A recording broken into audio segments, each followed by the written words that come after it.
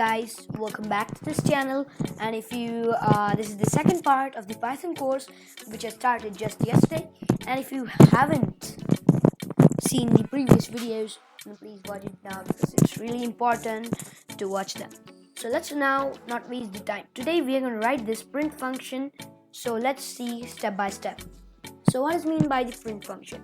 So a function is a statement which does something or the other thing.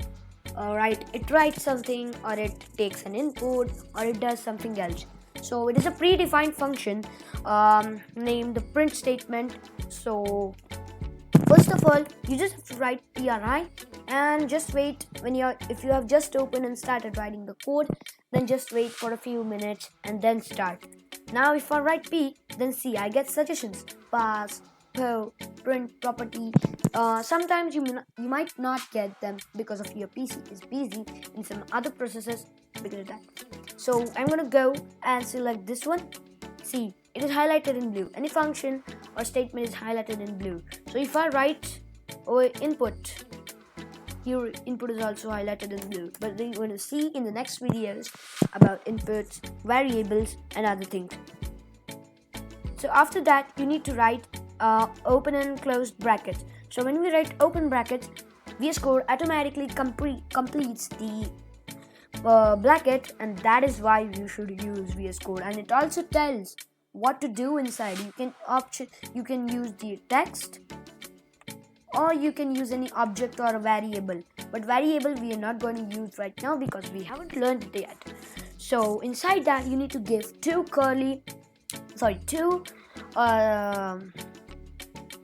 semicolons. Sorry, not semicolons.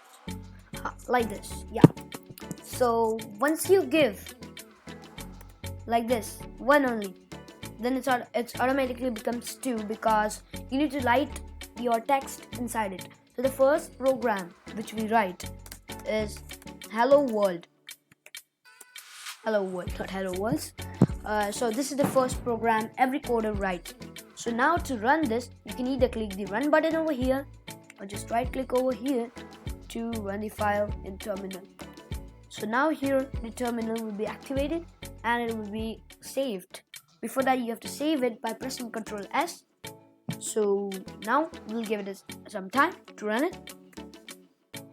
So guys, here we go. Awesome, our code has run. Hello world. So here instead of hello world, if I write hello world Jeff and then save it by pressing Ctrl S and then run it again, then see what happens.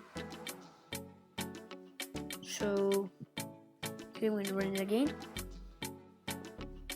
So hello world Jeff, that's good. Hello world Jeff and Bill.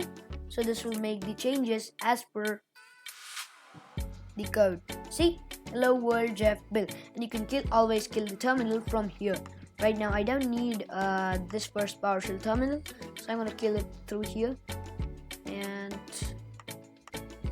so I'm going to kill this also. Yeah, this one only I will keep.